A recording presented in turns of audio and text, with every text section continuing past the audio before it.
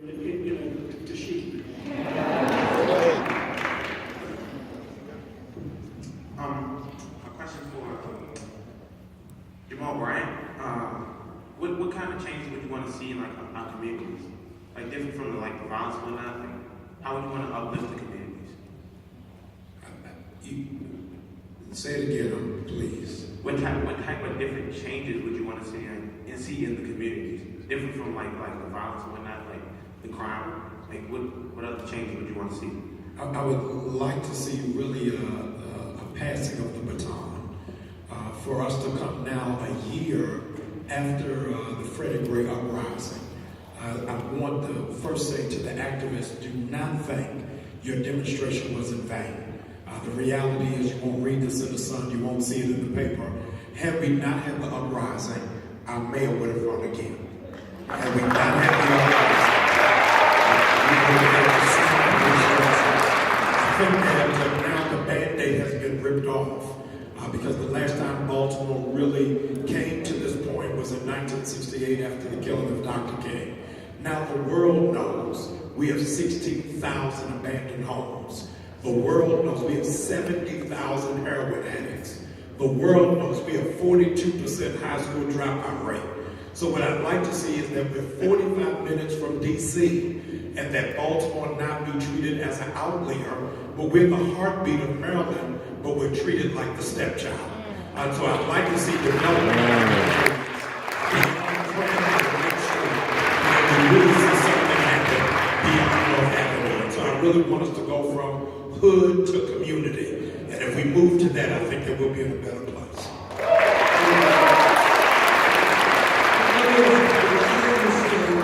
There are 70,000 Heroin addicts in Baltimore. You know, that is unbelievable. I don't live in Baltimore, just hearing that is unbelievable. I mean, it touches on another issue very briefly. And that when it comes to addiction or opiate addiction, we need to address these issues as health-related issues, not criminal issues.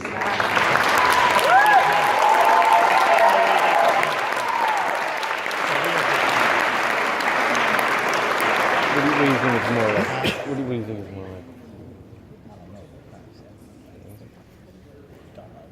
Our next question goes to David Pontius from City Council. David? Good evening, Senator Sanders, fellow panelists. I'm, like you said, a senior at a local high school. And recently, students here in Baltimore have expressed concern about standardized testing, such as the new parking exam. Senator Sanders, what is your opinion on state and federal mandates of standardized tests, which often marginalize low-income and minority students? Excellent question.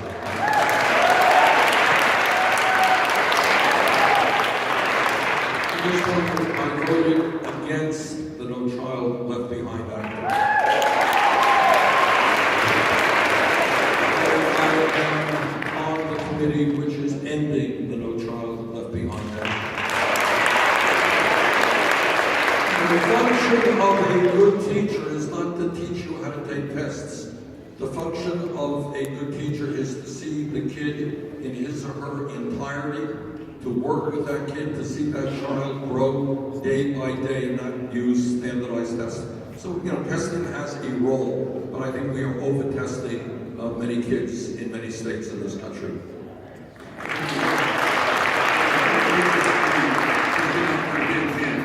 Can I say something to that? Ben, can I say something to that question? Please do. There's a school for young women called the Martha Ferguson Academy in Detroit, Michigan. And now we know Detroit as the home of modern industry, but the poster child for deindustrialization. Right.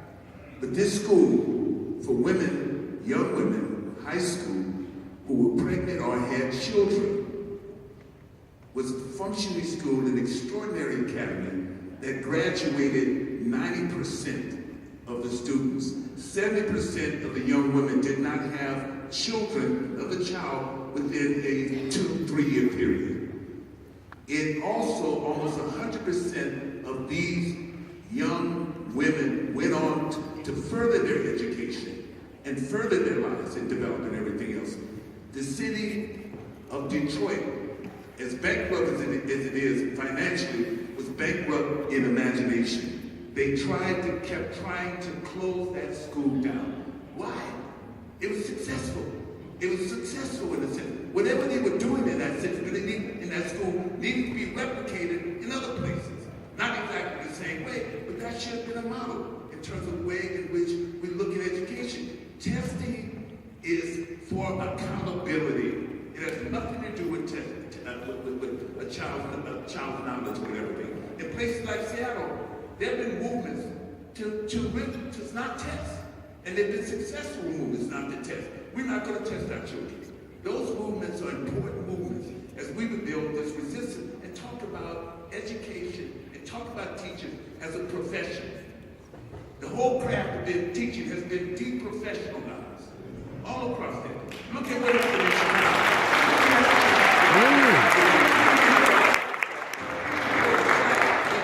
Organize the community and tell them, talk to those. And yet they were still, and no, they won this strike. The mayor shut down something like, 300 schools, or 35 schools in Chicago. We have to figure out how we now talk about, as Bob Moses would say, if you give me strategic opportunities for the bottom quartile, I raise the vote for everybody.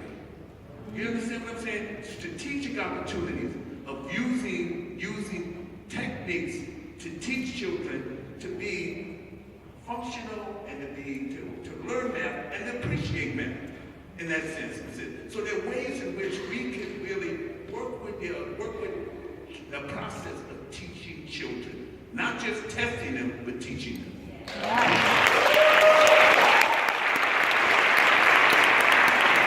We've got a beautiful lady. We have time for 2 more questions. And so I'm going to ask the young lady at the mic to please introduce yourself and ask your question.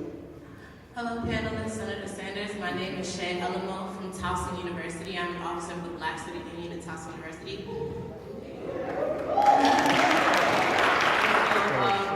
My question to you is that recently there have been uprisings on college campuses across the nation due to poor responses and hate bias reporting, especially racially motivated hate bias reporting, and the rhetoric used to justify the non-responses, that there are no laws in place, to police hate bias. There's nothing that denotes like procedures that should be taken in the case of hate bias, and most students, myself included, feel very uncomfortable and unsafe on campus, unwelcome on campus. And so something that I thought about is the Title IX Act, which is the federal mandate that fights against sexual violence, sexual harassment. It denotes your rights under the Title IX Act as a victim of sexual harassment, procedures if you are a witness, and procedures that the university is supposed to take in the case of a sexual harassment. So my question to you is, what can the federal government do to, improve, the conditions of hate bias reporting on college campuses? Good question.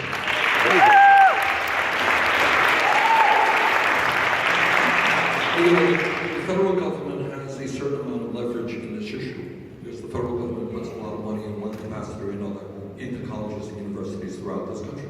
And then your point is that we say that it is illegal, unacceptable for people to be sexually abused, sexually harassed. Well, if that is true, people should not be harassed because of the color of their skin.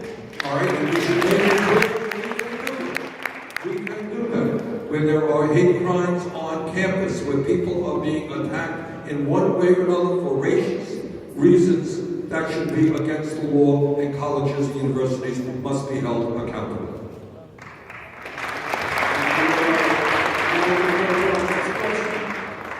Brother, if you could please introduce yourself and say your question, please.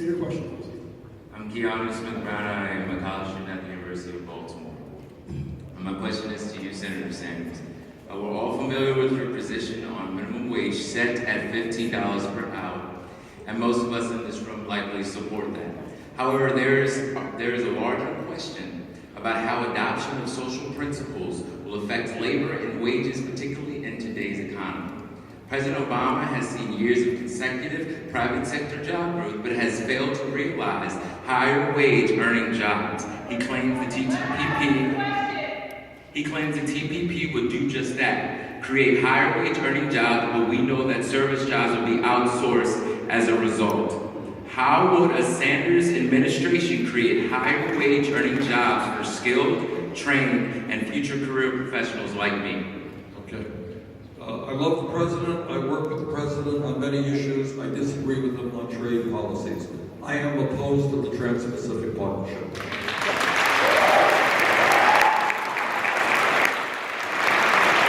As I mentioned earlier, our trade policy has resulted in the loss of millions of decent paying jobs.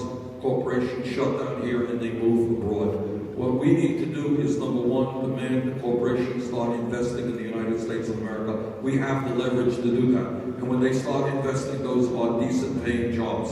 And if you have a minimum wage of $15 an hour, it means that everybody in this country who works 40 hours a week will not be living in poverty. Second of all, and it's the point that Dr. Bryan made a moment ago, and that is we have got to assist and make sure that federal contracts, federal grants, goes to those communities that need it the most. And if we are concerned about the crisis of unemployment among young people in African American communities, then we've got to provide the assistance to small and medium-sized African American businesses and get them to start hiring the kids who desperately need jobs at decent wages.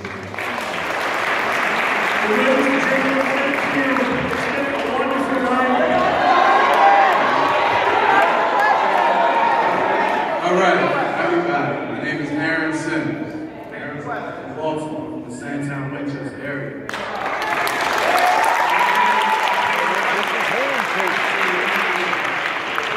But my question is, DNA is information, right? So everything from our ancestors gets channeled down to us.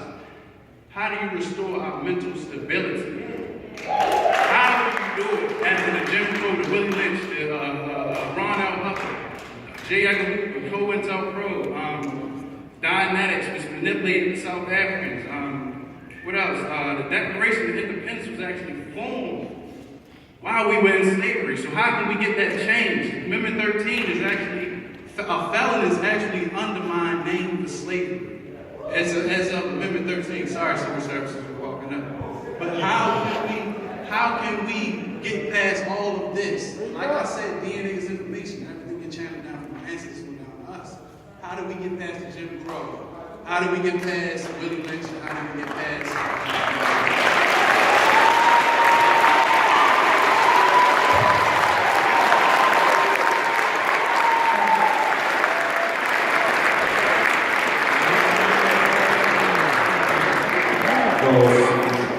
So I think the answer to that, because I share some of the similar beliefs that you have, and I've met you several times, the answer to that is by having dialogues in spaces like this, where we can all talk about our experiences, talk about our the trauma from the history of America, and also work with individuals on the other side of the aisle who are in positions of power that can actually enact the things in which will help us.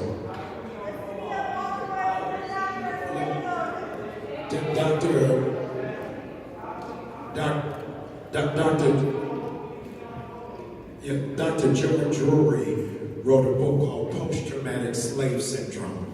Is that we really have not talked about the traumatic psychological impact that black people have had. That think about 9-year-olds, 12-year-olds, 5-year-olds going to bed every night, hearing the sounds of bullets and sirens, and they have to adjust to dysfunction as if it's normal. And I think that part of it is that the first step to recovery is admitting we have a problem. And I think that generation is something that we try to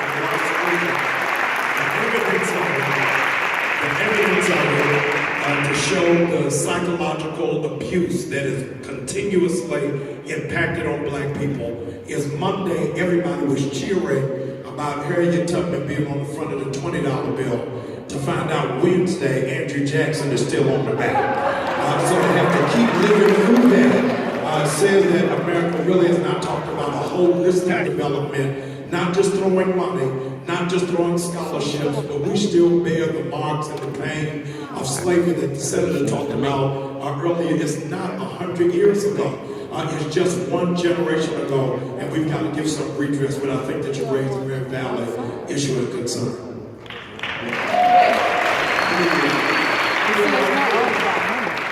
Thank you for your question. One of the hardest things when hosting a formal president's candidate is that we have to keep the senator appointed.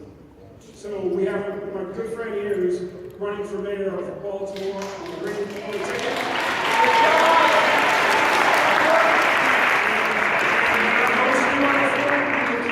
As well. So please forgive me, but we've got to stay on top. Thank you very much. It's been a great evening.